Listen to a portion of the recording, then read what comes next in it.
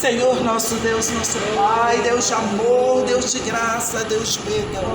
Senhor, nós estamos aqui nesta tarde para aprender mais de Ti. Nós estamos aqui em primeiro lugar para dizer que o Senhor é soberano sobre as nossas vidas, que é o Senhor que tem o comando em tudo, que por muitas vezes nós pecamos, nós vacilamos, Senhor, achando que nós podemos decidir alguma coisa, mas nós sabemos no fundo do nosso coração que é o Senhor que manda, que tudo nessa terra é segundo o Teu querer, Pai. Por isso nós te pedimos, nos ensina a Te obedecer conforme a Tua vontade, e em Teu nome, Jesus. Aleluia. Hoje é o Salmo 105. Hoje eu estava pensando, eu estava relendo o estudo em casa e estava pensando, irmãos, o que nós estamos fazendo aqui é a parte mais difícil dos sermões. Nós fazemos sermão expositivo. Você pegar a palavra de Deus, ler ela e ir dissecando ela toda, é a parte mais difícil. E a Esther deu essa oportunidade para a gente começar do mais difícil. Então, a hora que for para a gente fazer o mais fácil, já vai ser melhor para nós. Ela é boa, viu? Perdona-as de vez. Título do Salmo: As maravilhosas obras do Senhor a favor de Israel. O autor desse salmo é desconhecido. E os irmãos já sabem, quando não tem um autor, o contexto histórico também é desconhecido. Mas nós sabemos que ele é um salmo histórico. Nós já estudamos os salmos precatórios, os outros salmos. Esse é um salmo histórico. Por que ele é um salmo histórico? Porque ele vai contar a história do povo de Israel. Ele começa lá onde Deus chamou Abraão e vai até a terra prometida, num salmo só. A caminha passa pelo êxodo, a caminhada no deserto e a conquista de Canaã. O que o salmista queria ensinar ao povo de Deus? Ele queria ensinar ao povo de Deus a agradecer, lembrando da sua história. Vocês já viram uma pessoa que cresce na vida e começa a mentir que nunca foi pobre? Sabe o que vai acontecer com aquela pessoa? Ela vai voltar a ser pobre. Porque uma pessoa que não tem história, ela não se sustenta. Agora, se você crescer na sua vida falando, não, eu vim lá de baixo, Deus me pegou lá no lamaçal do pecado, Deus me ajudou, Deus me deu emprego, Deus me fez prosperar, Deus me trouxe até esse lugar, e nesse lugar eu vou continuar com Deus, essa pessoa vai crescer. Agora, quando você vê aquelas pessoas que estão no lugar de posição, você pergunta assim, onde você morou? Não, eu sempre fui daqui. O que você fez na vida? Ah, não, eu já nasci aqui. Aquela pessoa não vai para frente, porque ela em si, ela não tem força, não tem firmamento, não tem pilastra. Porque a pilastra é a história da nossa vida. Tudo que aconteceu, a gente só é o que é hoje porque você passou por caminhos. Se tivesse mudado uma coisa, você seria outra pessoa. Você não seria essa mesma pessoa. Cada sofrimento nos fez o que nós somos hoje. E essa maneira de agradecer que o salmista quer ensinar, por quê? Por que a gente tem que saber quem a gente foi? Porque a gente tem que contar para a próxima geração. Se você mente para a próxima geração, você cria uma geração vazia, fútil, que não dá conta de sofrer. Vocês sabem o que acontece com uma mãe super protetora que nunca deixa o filho sofrer? Primeira vez que aquele filho sai para o mundo, que o mundo bate nele, ele não sabe, ele não tem reação, porque ele não aprendeu, ele não criou a própria história. O salmista está dizendo aqui que nossa história é muito importante. Que não é porque a gente pecou, porque a gente era perdido lá no mundo, que a gente vai esquecer. Aí que a gente tem que lembrar. Por quê? Para nunca mais fazer o mesmo. E isso acontece, como que a gente faz isso? No culto das crianças, vocês sabiam? A gente conta a história da Bíblia lá, porque aqui o salmista pede para a geração antiga contar a história que Deus fez, os bem-feitos de Deus para a geração nova. Aí tá lá, as tias, geração antiga, contando para a nova geração os feitos de Deus em nossas vidas. Alguns estudiosos da Bíblia pensam que esse salmo pode ter sido escrito por Davi ou por Asaf, mas ninguém tem certeza. O salmo começa o salmista convidando o povo de Israel para adorar ao Senhor, como também para confiar no Senhor. Que vocês sabiam que tem gente que adora a Deus, mas não confia nele? Tem gente que está aqui na igreja todo dia, canta e ora e tudo. Aí fala assim, ó, você fala para ele assim, ó, você sabia que Deus já te salvou? Não sabia. Você sabia que Deus pode curar? Não, Ele pode curar todo mundo, menos a mim. Então, pessoas adoram a Deus sem confiar a Deus. O salmista convida, adore confiando. E confiando como? Sabendo as histórias dos maravilhosos feitos de Deus. A sua fé só é afirmada quando você conhece a palavra de Deus. E aí o salmista começa falando da aliança que Deus fez com Abraão, percorrendo toda a história da peregrinação no deserto até a posse da terra. E termina dizendo: tudo que Deus fez foi para que o povo de Deus confiasse nele. E eu te falo hoje, tudo que Deus fez na sua vida foi para que você confiasse em Deus. Ah, mas aconteceu um monte de coisa ruim. As coisas ruins que aconteceram na sua vida foi para que você confiasse em Deus. Porque se acontecesse só coisa boa, nós íamos falar, a gente nem precisa de Deus, a minha vida é muito boa. Então é no momento ruim que a gente clama por Deus. O Salmo convida nós a louvarmos a Deus, lembrando da aliança que Deus fez com Abraão. E que essas promessas foram maravilhosamente cumpridas. Deus libertou o povo e Deus levou para a terra prometida. O salmista tenta trazer a lembrança do povo as maravilhas que Deus fez e ainda faz no meio do seu povo. Esse salmo é histórico, mas ele é atual. Por que ele é atual? Porque Deus nos convida a louvá-lo, lembrando da aliança que ele fez conosco. Gente, qual é a aliança que Deus fez com a sua igreja? A morte de Jesus na cruz. A partir do momento que a igreja estiver reunida e se esquecer de Jesus, não é igreja.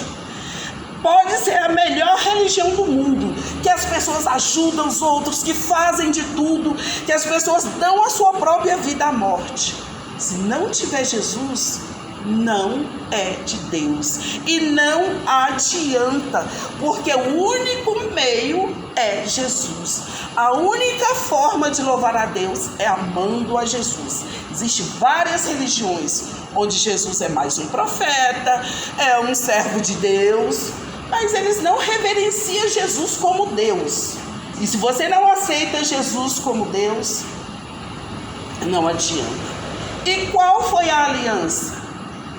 Creia no Senhor Jesus Cristo e será salvo, tu e a tua casa. O povo de Israel foi chamado a louvar a Deus para sair do Egito e ir para a terra prometida. Nós somos convidados para louvar a Deus, para sair do mundo do pecado e ir para a nossa terra prometida, que é a eternidade. Esse salmo em Israel ainda é lido durante 2 festas anuais dos judeus: Festa das Cabanas e as Festas das Semanas. Aí a gente pergunta, até hoje ainda tem essas festas? Tem, porque eles são tradicionais, eles continuam fazendo. Festa das Cabanas era a celebração que comemora os 40 anos no deserto.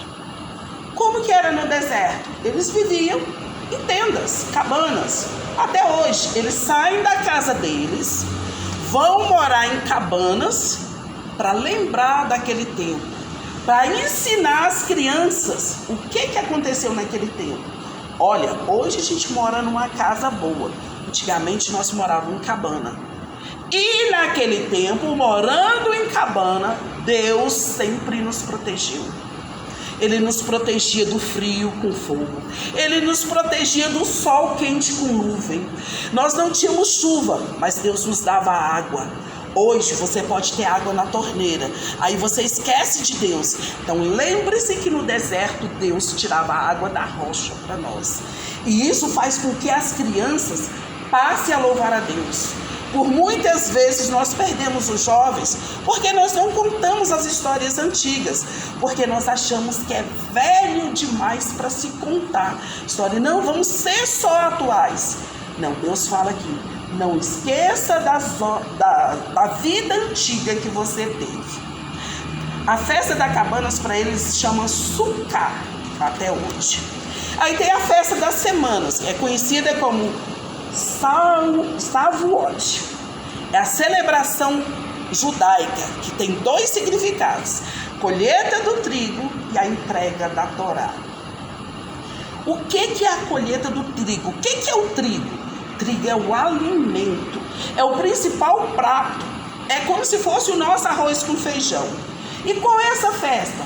Gente, a primícia é a vida. Então, se você colher o trigo, você chega para Deus, entrega a sua oferta de trigo e louva a Deus por isso. O que nós estamos fazendo hoje? Muita gente recebe o salário e fala, essa miséria não dá para pagar nem o dízimo. Cadê a festa das primícias? Cadê o louvor a Deus pelo que ganhou? E aí a pessoa chama o salário de miséria e o salário fica miserável e ele não pode pagar nada. Ele não disse que ganhou a miséria, então ele continua ganhando e nem tira as primícias para Deus. E essa festa também, ela comemora a chegada da Torá. A Bíblia dos judeus. Por quê? Sem a Bíblia a gente não vive.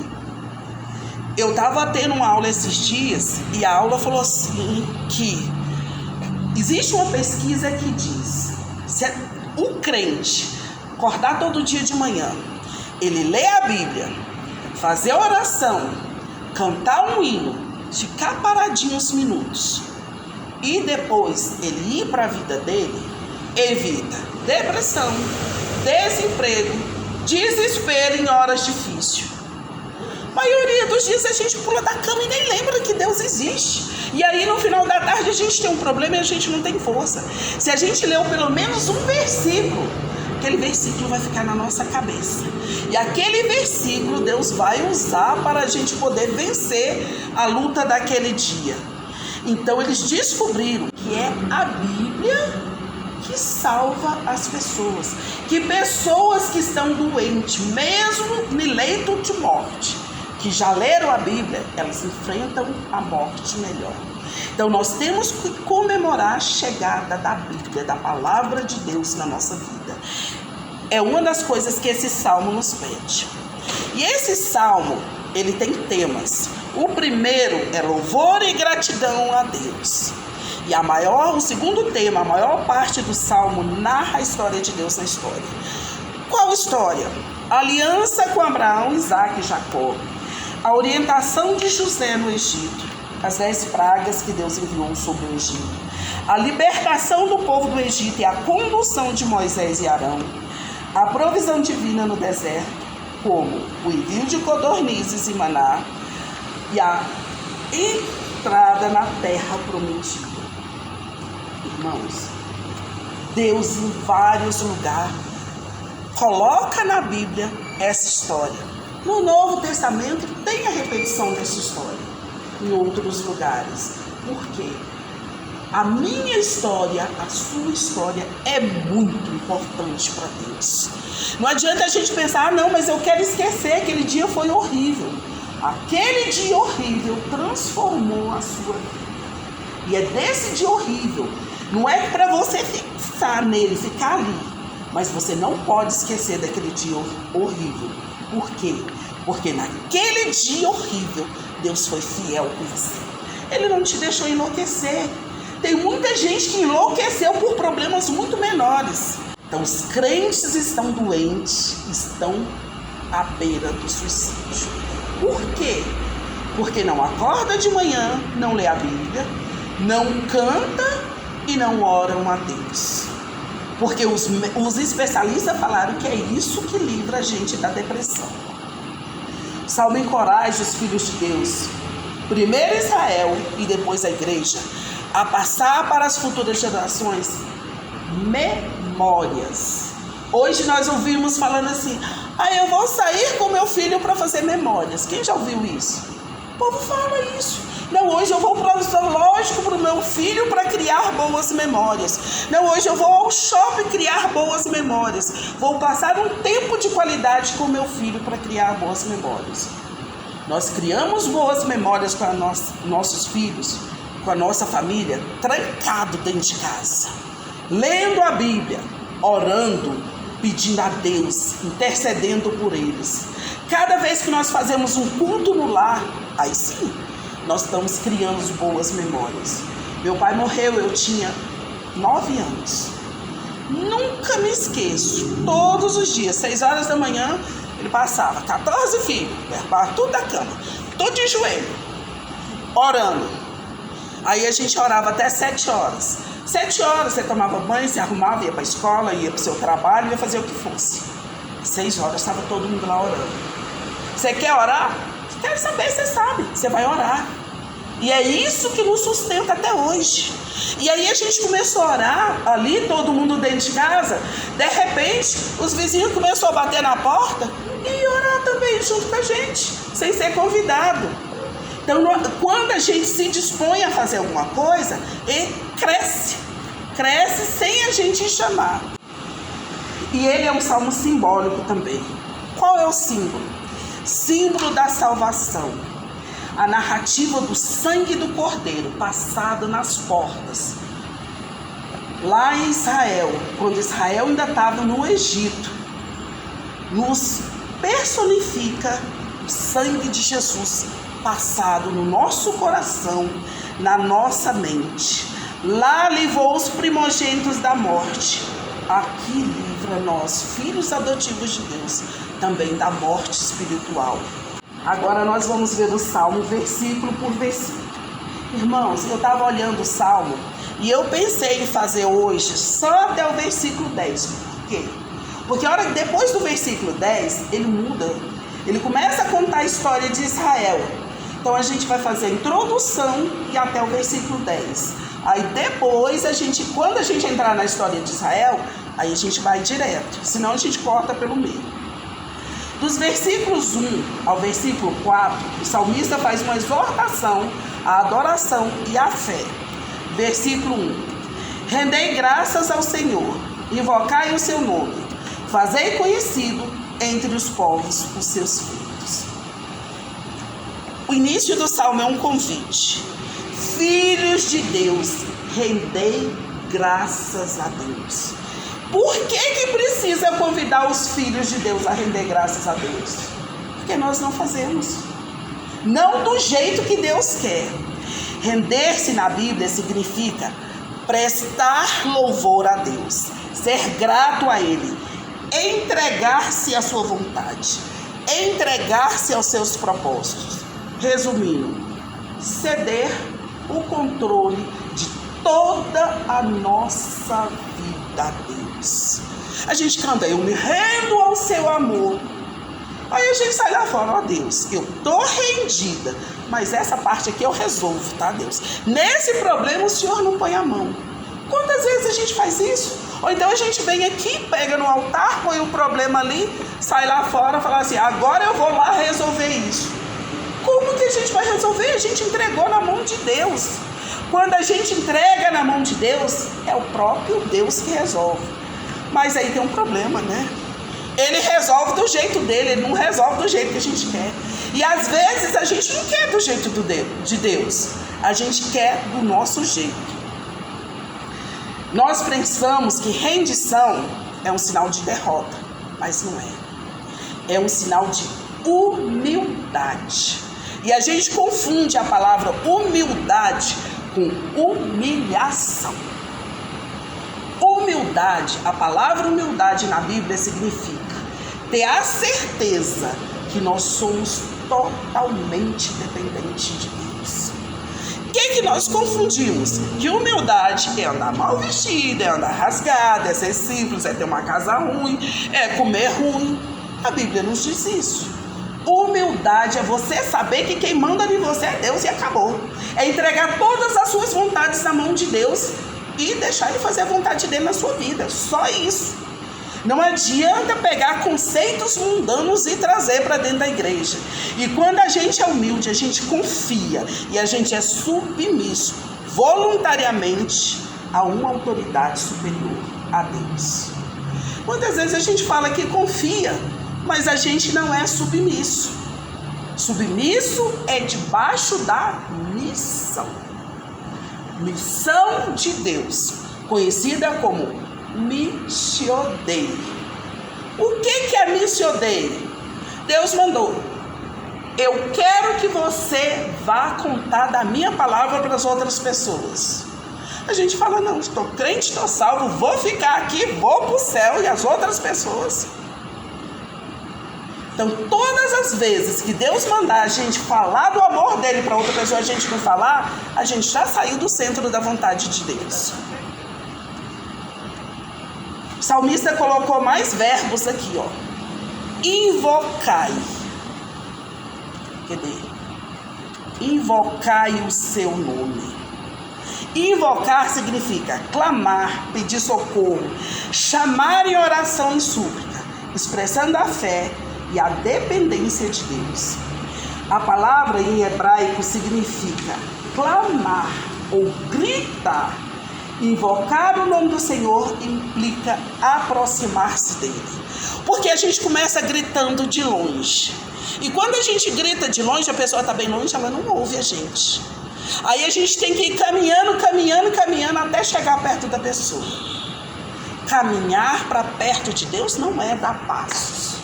É limpar nosso coração e a nossa mente. Santificação. Cada vez que a gente foge do pecado, a gente dá mais um passo para perto de Deus. E aí a gente já não precisa mais gritar. A gente vai estar muito perto. Daqui a pouco a gente vai estar igual o João, deitando no ombro e Deus nos ouvindo. E Deus falando: você é meu discípulo amado. Eu vou fazer o que você está me pedindo, porque você se aproximou de mim. E Deus pede para a gente invocar audível e sincero, entregando a vida e buscando a presença e a autoridade dele na nossa vida. Aí ele fala que a gente tem que fazer conhecido o nome de Deus. O engraçado é que a gente acha que fazer conhecido é só falar assim: ó, Deus quer te salvar, tá? Deus é bom, tá? Deus é misericordioso. Mas o nome na Bíblia é totalmente diferente. Porque para nós nome é só nome. Na Bíblia, nome tem significado. Nome significa que aquela pessoa é o caráter daquela pessoa. É o poder que aquela pessoa tem. É os atributos, as virtudes que aquela pessoa tem. Então, para fazer o nome de Deus conhecido, você tem que conhecer o caráter dele, a virtude dele, o poder dele. Você tem que conhecer a glória que ele tem na terra. Não adianta a gente querer orar a Deus e pedir para as outras pessoas ser salvas se nós não conhecemos Deus. Se nós não sabemos nada do caráter dele, se nós não sabemos nada do poder dele, se nós vivemos tocando na glória dele. Nós vamos morrer dentro da igreja sem ganhar uma alma. E quando a gente trabalha e não ganha nenhuma alma para Deus, nós somos trapo de imundície. Você pode fazer o evento mais maravilhoso aqui. Se nenhuma alma se chegar para Deus, não foi para Deus, foi para as outras pessoas. Porque para Deus, almas se chegam a Deus. A Bíblia diz que quando a gente vai pregando a palavra de Deus com sinceridade de coração, o Espírito Santo vem junto com a gente, cooperando convencendo os corações que estão ouvindo do pecado e do juízo, e essas pessoas vão se rendendo a Deus. Na Bíblia, nome vai além do título e engloba essência, reputação e os atos de Deus que são revelados atrás da sua palavra. Por isso, quando a família ia dar nome a uma criança, lá em Israel, eles olham o significado do nome. Primeiro você vai lá e descobre o que é. Porque todas as vezes que você está chamando o nome daquela criança, você está repetindo para aquela pessoa o que ela é. Meu nome é Lucimar. Luci é luz. Luz do mar. Sabe qual é o meu sonho mais profundo? Chegar na igreja depois que o culto começou, sair antes dele terminar, para não precisar falar com ninguém. Por quê? Porque eu tenho traços de autismo. O contato com as pessoas para mim é super difícil. E aí, minha mãe pega e me põe o meu nome, Luz do Mar, Farol, aquela que guia as pessoas enquanto está na escuridão. Aí Deus fala, você é luz do mar? Então você vai aparecer. Todo mundo repete isso, todo mundo. Aí o que aconteceu comigo? Estou eu aqui na frente. Eu quero estar aqui na frente? Não. Eu queria estar lá no fundo quietinha, sem vocês me verem. Mas não é assim. Quando você repete, aquilo ali acontece com a pessoa. Por isso que a Bíblia diz, a palavra tem poder. Aí quando eu venho aqui, igual de vida e morte, igual o que aconteceu comigo essa semana? Eu dei aula domingo de manhã, por batismo. Aí eu dei aula para as crianças à noite, aí aqui eu estou hoje. Aí domingo de manhã eu vou estar no louvor, eu vou dar aula no batismo, e domingo à noite eu estou no louvor. Irmãos, depois que eu faço isso, eu preciso passar 2 dias trancado dentro de casa, fechadinho, me refazendo. E aí eu me tranco, sem ninguém, a Grinalda está trabalhando, sem ninguém lá, e eu fico quietinho com o livro, estudando para a faculdade. Eu pego a Bíblia e fico estudando minhas coisas da faculdade. Aí eu saio pronta, aí posso fazer de novo. Mas é muita exposição para mim. E a minha mente sozinha não aguenta isso. Mas Deus me pede para fazer isso. A minha vontade não existe mais. Eu entreguei ela na mão de Deus. E agora eu tenho que fazer a vontade de Deus. Por isso que o nome é muito importante. Por isso que conhecer o nome de Deus é muito importante. Versículo 2. Cantai-lhes salmo, narrai todas as suas maravilhas. O que é o salmo, gente? O salmo é louvor, é adoração a Deus. Ele foi feito para cantar. Ele pode ser recitado como poesia, mas ele foi feito para ser cantado. E esse salmo que nós estamos lendo é para lembrar o povo de Israel que eles devem se derramar um cântico de louvor diante de Deus. O Deus da aliança, como a Esther diz, o Senhor todo escrito em maiúsculo, porque Ele fez maravilhas no meio do povo de Israel, e Ele faz maravilhas no meio da igreja. É para a gente pensar sobre as poderosas obras de Deus no passado, para alimentar a nossa fé hoje e para alimentar o nosso louvor. O que o salmista está dizendo aqui? Se você está tão alegre, cante alegre. A palavra da sua boca, você tem que mostrar ela nos seus gestos, nas suas feições. Porque eu chego aqui na igreja e começo... Nós estamos muito alegres. A igreja vai dormir. A igreja não vai receber aquilo, porque eu estou mentindo. A minha boca está falando, mas os meus pensamentos e a minha ação está fazendo outra coisa. E que a gente tem que se derramar, ser verdadeiro em cada palavra, de cada cântico, porque nós lembramos da aliança, nós lembramos que Jesus morreu, que Jesus sofreu, e a nossa aliança, a aliança da igreja, ela está presente todos os dias. Não é uma coisa do passado, nós lembramos do passado para viver o futuro. Nós temos que saber que a palavra de Deus nunca falha. Porque se por um minuto nós acharmos que a palavra de Deus falha, nesse minuto a nossa fé vacila. Nesse minuto a gente cai em pecado.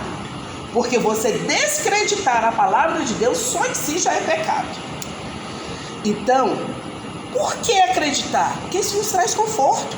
Nós podemos estar passando pelo problema que for. Se a gente acreditar que tudo que Deus falou Ele vai cumprir, acabou. E o que é fé? A gente fala assim, fé é a certeza daquilo que nós não vemos e não sei o que, não sei o que. Não. Fé está escrito na Bíblia.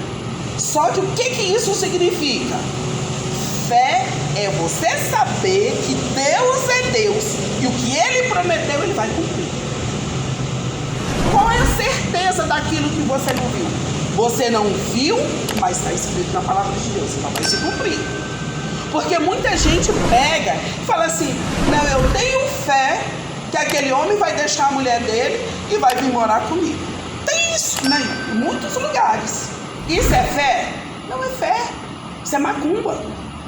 Porque fé é segundo a palavra de Deus, segundo o que está escrito na palavra de Deus. Não adianta você vir com uma fé fora da palavra de Deus, que Deus não vai te honrar, não.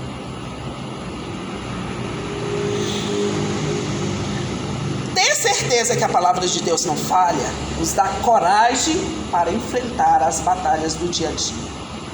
Porque nós temos certeza do Emmanuel, que Deus está conosco em todos os momentos. Agora nós vamos ler o versículo 3 e 4. Gloriai-vos no seu santo nome, alegre-se o coração dos que buscam o Senhor. Buscai o Senhor e o seu poder, buscai-o perpetuamente a sua presença. O nome de Deus é santo. Toda glória deve ser dada a Ele. Toda pessoa que busca o Senhor deve alegrar-se quando o nome de Deus é glorificado. Vocês já viram que às vezes levantam uma pessoa e contam uma bênção e outras pessoas ficam tristes? Deus, estou na igreja há muito mais tempo. Eu que devia ter recebido essa bênção. Nesse momento a gente caiu da fé. Porque todas as vezes que o nome de Deus for glorificado na vida de outra pessoa, todas as vezes que acontece um milagre, nós devemos glorificar a Deus junto com as outras pessoas. Porque o verdadeiro Filho de Deus não busca glória para si mesmo. Nós buscamos a glória para as outras pessoas. Por quê? Porque se a glória de Deus está toda... Você imagina, eu estou aqui na igreja, aí eu busco a glória de Deus pelos irmãos que estão aí no banco. Eu vou ficar sem bênção? Não tem como. Se toda a igreja foi abençoada, eu fui abençoado junto. Mas se toda a igreja cair em pecado, eu caio em pecado junto. Porque quando eu estou falando mal da igreja, eu estou falando mal de mim mesmo. Quando a minha igreja cai em pecado, eu caio junto. Quando a minha igreja for destruída, eu fui destruída junto. Quando a gente põe o nosso nome lá no hall de membro, a gente é parte integrante. Quando eu falo assim, o louvor dessa igreja não presta, quem não presta sou eu sou o louvor da igreja. Quando eu falar as pregações dessa igreja não presta, quem não presta sou eu. Por quê? Se as pessoas que estão ali não estão pregando bem, o que eu estou fazendo no banco? Se eu acho que eu sou a boa, que eu não estou lá pregando. Do que eu estou reclamando se eu sou parte integrante da igreja? Não, a igreja toda está em pecado, tá? Deus pode te usar, lê a Bíblia, se santifica e exorta a igreja. E chega para o irmão e fala, você está em pecado, nós vamos orar e Deus vai te livrar desse pecado.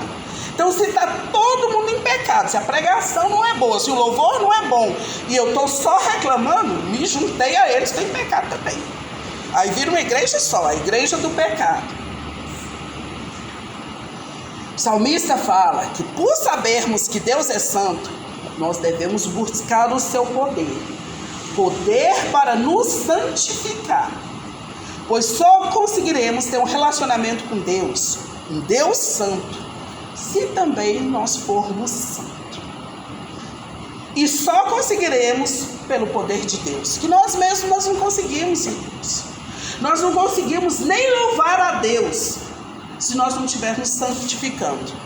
Nós não conseguimos nem chegar perto do poder de Deus se nós não formos santos, separados para louvar a Deus. A sede de ter um relacionamento com Deus deve ser a coisa mais intensa da vida de um cristão. Por isso, o salmista nos ensina a buscar a Deus perpetuamente. Está escrito: buscai perpetuamente a sua presença. O que é perpetuamente? De forma contínua, com início e sem fim. Porque a gente começa a buscar nessa vida, a hora que a gente chegar no céu, a gente achou, pronto. Então tem início, mas não tem fim. Todos os dias, todas as horas, em todos os momentos. Esses versículos que nós lemos, ele ressalta a importância de estar todos os dias, todas as horas buscando a Deus. Porque isso enche o nosso coração de alegria, de paz, de esperança e de poder de Deus. Quando o coração do Filho de Deus é cheio de alegria, esperança, poder e paz, não tem mal que resista.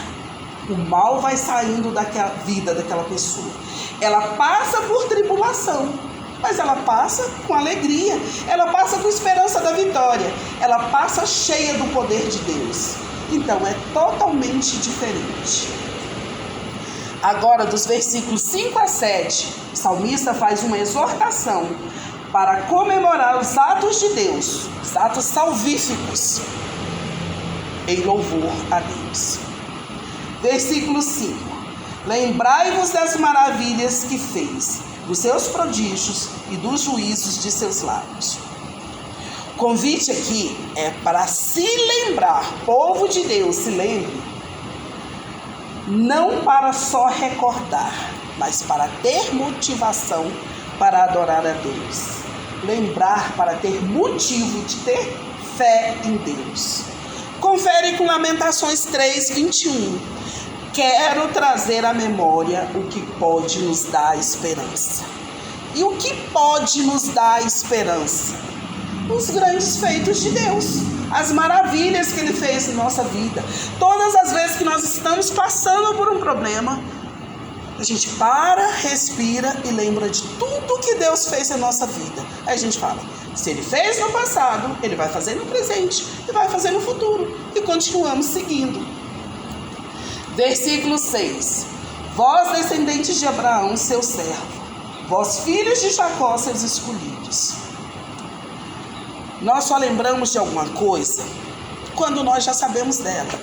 Não tem como você recordar de uma coisa que você nunca viu. Como que você vai lembrar das maravilhas de Deus se você nunca leu a Bíblia? Como que você vai saber que o que está acontecendo na sua vida veio de Deus ou não, se você não leu a Bíblia para saber se lá está escrito? Como que você vai contar para a nova geração os feitos de Deus, se você nunca leu a Bíblia? Essa mesma pesquisa que eu falei para vocês, que estava acontecendo nos Estados Unidos, essa pesquisa, a maioria foi feita com pastores, os líderes, não é nem os pastores auxiliares. A maioria deles nunca tinha lido a Bíblia. Pastores 10 anos, 20 anos no ministério, nunca leu a Bíblia de capa a capa. Vocês sabem que as falsas religiões foram criadas tirando da Bíblia. Se eu leio um versículo aqui, outro versículo ali, eu vou criar uma religião para mim. E ela vai ser mais forte do que as religiões verdadeiras. Mais forte, eu falo assim, em número de pessoas, e pessoas querendo me seguir. Por quê? Que a mentira, eu vou repetindo, as pessoas vão acreditando. E eu não vou pedir para ninguém ser sério. Eu não vou pedir para ninguém fazer nada difícil. Então vai ser um oba-oba, as pessoas vão. Elas acham que estão livres do pecado e do inferno e elas vão continuar indo. Agora, quando eu leio a Bíblia de capa em capa e eu chego aqui, a pessoa está no pecado e eu falo, você tem que sair do pecado. Se você continuar no pecado, você vai para o inferno. As pessoas falam, não volto mais nessa igreja. Na outra lá era muito melhor, deixava eu fazer o que eu quiser. Então, nós temos que conhecer para nos lembrar. Nós temos que saber que pregar o evangelho é por palavras. Por quê? Hoje tem um dito que fala assim, olha, você pode pregar o evangelho com a sua vida. É verdade. Só que é uma meia verdade. Porque você vai pregar o evangelho, a pessoa vai conhecer o evangelho, a pessoa vai até se converter. Mas a palavra de Deus diz que a fé vem por ouvir. E ouvir a palavra de Deus. Se você pregar só com a sua vida, ok. A pessoa vem até para a igreja, mas ela nunca vai ter uma fé robusta. Ela tem que ouvir falar de Deus todos os dias da vida dela. Ela tem que ouvir falar a verdadeira palavra de Deus. Ela tem que conhecer a fundo. Isso está escrito em Romanos 10:17. Que a fé é pelo ouvir. Aí muita gente fala assim, e o surdo que não ouve? Ele não ouve com o ouvido, ele ouve com as mãos. Deus é tão maravilhoso que deu uma linguagem para eles. E eles se entendem. A maioria das igrejas que tem surdo, tem alguém falando para eles. E eles estão lá atrás e estão ouvindo. E a fé deles está aumentando sim. Versículo 7. Ele é o Senhor, nosso Deus, e os seus juízos permeiam toda a terra. O salmista esclarece aqui que Deus é o nosso Senhor, é Ele quem manda. Por que o salmista esclarece esse? Gente, vocês já perceberam o tanto de religião dita igreja que acha que eles que mandam em Deus? Não, eu decidi isso, eu vou subir ao monte, vou dar 3 voltas, não sei quantos pulos, Deus vai fazer o que eu estou mandando. Por muitas vezes a gente vê absurdos. Não, mas se eu fizer isso, Deus... Gente, quem manda é Deus. Ele faz o que Ele quiser, quando Ele quiser, com quem Ele quiser. Nós não mandamos em nada. E por muitas vezes o próprio Deus deixa acontecer alguma coisa na nossa vida para a gente acordar. Porque às vezes nós estamos tão em si mesmado que a gente fala, não, agora... Deus anda aqui, grudadinho comigo. Eu falo, Ele me ouve, Ele faz. Eu estou aqui, Nós dois somos brother, né? Que eles falam. Somos brother. Deus não é brother de ninguém. Ele é Deus, Ele manda. Tudo que Ele vai fazer está aqui, fora daqui, nada vai acontecer. Deus é o nosso Senhor. Deus é o nosso dono. Gente, a palavra dono, ela é pesada. Porque se Ele é dono, nós somos escravos. E o escravo faz o que o dono manda. A Bíblia ainda diz que o bom escravo, ele sabe aonde a mão do dono está. O que isso significa? O dono, o bom escravo, o dono não precisa falar mais não. Se ele precisar de alguma coisa, conforme o dono mexeu aqui, o escravo já sabe o que ele quer. É igual um casamento de 30, 40 anos. O jeito do outro respirar, a pessoa já sabe o que ele está sentindo. É isso que Deus pede aqui no relacionamento com Ele. A hora que a gente está fazendo alguma coisa, a gente já sabe, Deus não gostou. Aí a gente já muda de atitude. Então Deus é o nosso dono. E um dono que é amor, mas também é juízo. Está escrito aqui, seus juízos permeiam toda a terra. E os filhos de Deus estão nessa terra. Então, seus juízos permeiam a nossa vida. Juízo significa a faculdade de avaliar os seres e as coisas em julgamento. Ele julga tudo que nós fazemos, tudo que nós sentimos, tudo que nós falamos, tudo que nós pensamos. Não adianta a gente falar uma besteira e depois falar, eu só estava brincando. Tá, você estava brincando. Só que você vai pagar. Eu vou pagar por tudo que eu falei, por tudo que eu pensei e por tudo que eu agi. Deus vai me perdoar.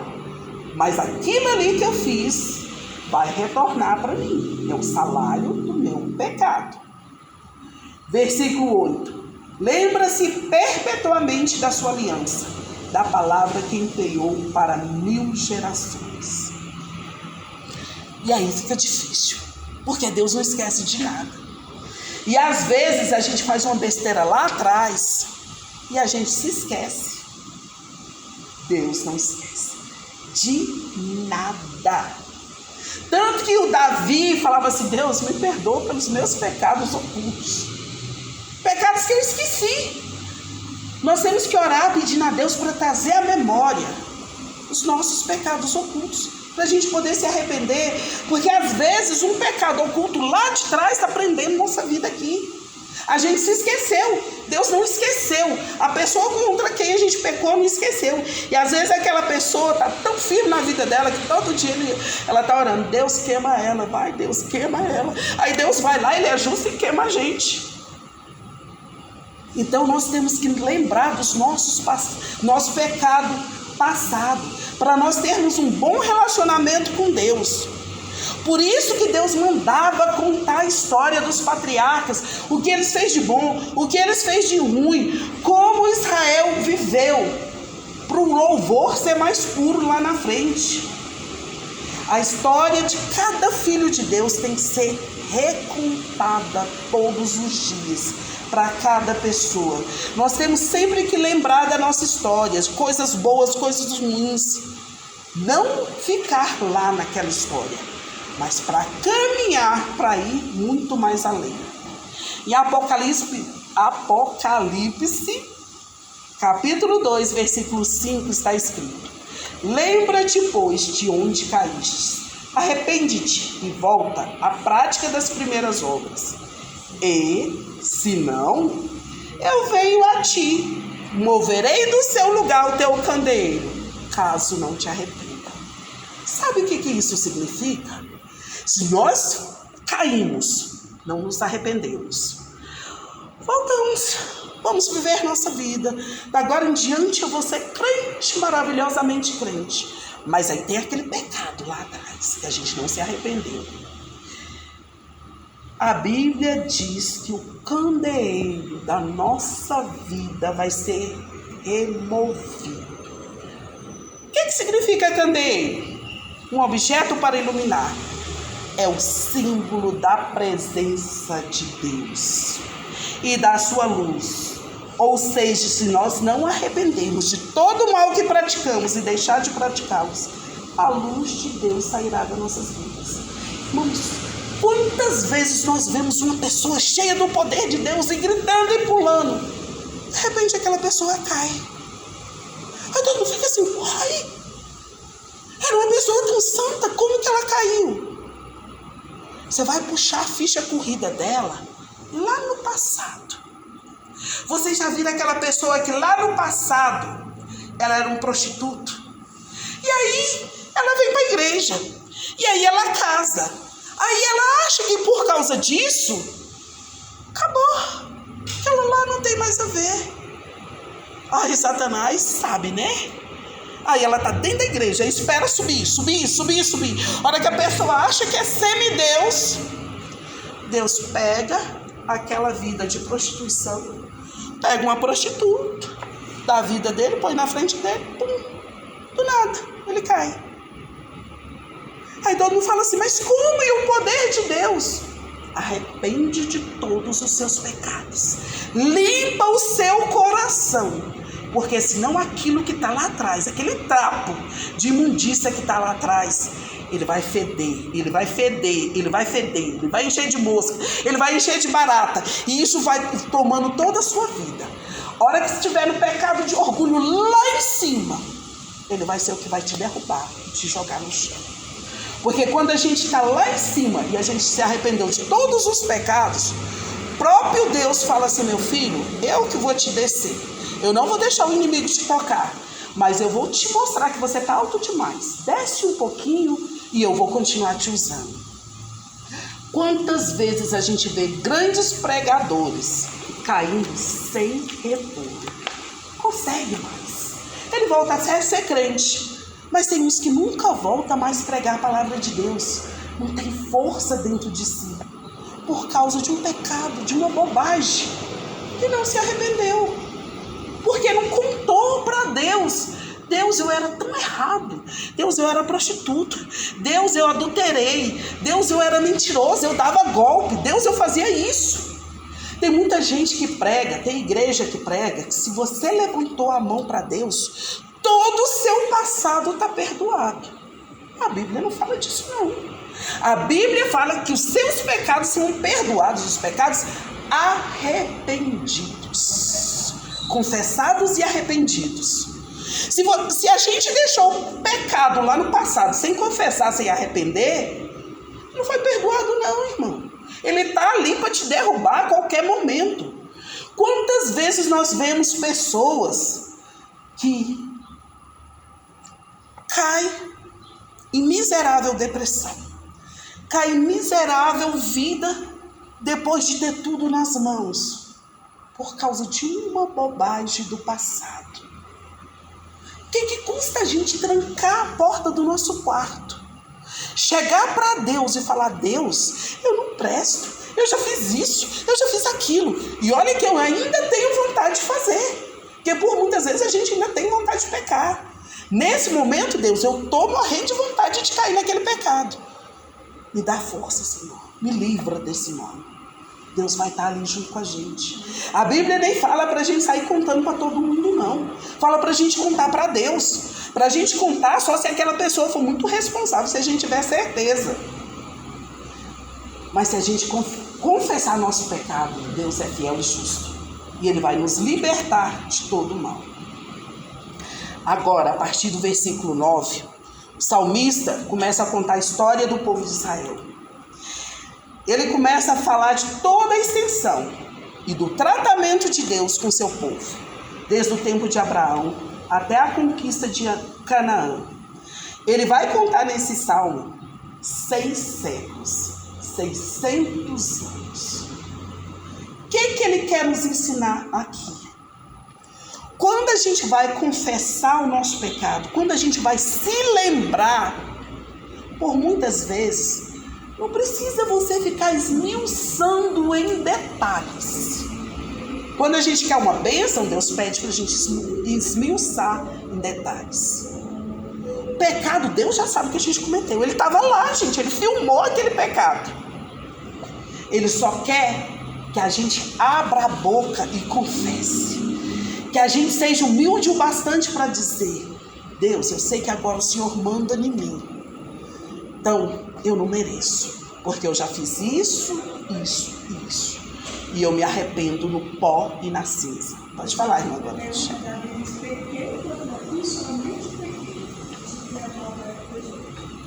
Então, quando Deus manda um castigo para Davi, e ele vê que um anjo, não sei até que essa passagem, que um anjo está para destruir muitas pessoas, aí ele fala assim: não, lança sobre mim, porque pecado é meu.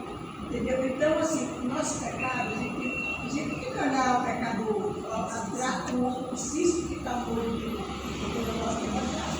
Então, a gente engana primeiro o nosso. Quando eu olho para o teu pecado, ele muito mais pecado que ele.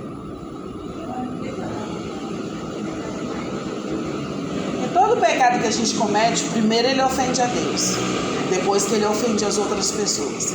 Até porque eu tenho que olhar para minha irmã vendo Deus nela. E se Deus está dentro dela, se eu fiz alguma coisa contra ela, eu fiz contra o próprio Deus. Versículo 9.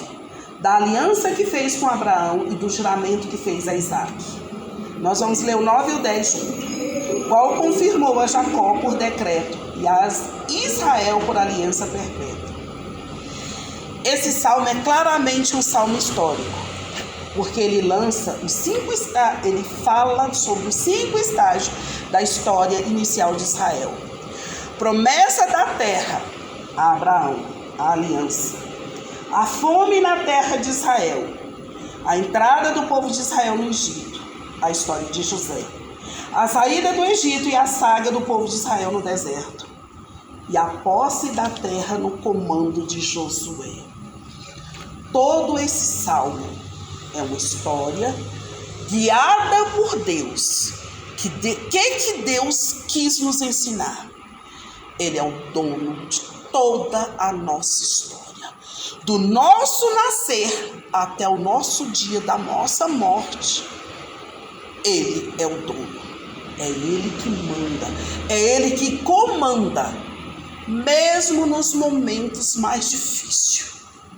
Tem interferência dele. Nós precisamos voltar para o Mission Day, para a missão de Deus, que é ir pregar o Evangelho e ganhar as almas para Deus. Nós vamos parar aqui no versículo 10. Aí na próxima semana nós vamos para o versículo 11. A partir do versículo 11. Que aí nós já vamos começar a contar a história de quando Deus fez a promessa para Abraão. Vamos orar? Eu peço que essa igreja encha, Pai, que esse culto desse horário seja cheio, que pessoas cheias de vontade de aprender a Tua palavra venham, Pai, e que seja transportado pelo Teu Santo Espírito, e que cada pessoa que aqui está, Pai, comece a falar do Teu amor, comece a ler a Tua palavra com afinco, e que ao abrir a boca, a Tua palavra saia espontaneamente. Pai, obrigado por esses momentos que nós passamos aqui. Nós Te louvamos e agradecemos, e nós confirmamos que o Senhor é o nosso Deus, nosso Senhor e o nosso dono. E nós Te louvamos pela vida de Jesus. Nós Te louvamos pela nova aliança que o Senhor fez conosco. Em nome de Jesus. Amém. Porque a vitória é nossa pelo sangue de Jesus. A vitória é nossa pelo sangue de Jesus. A vitória é nossa pelo sangue de Jesus.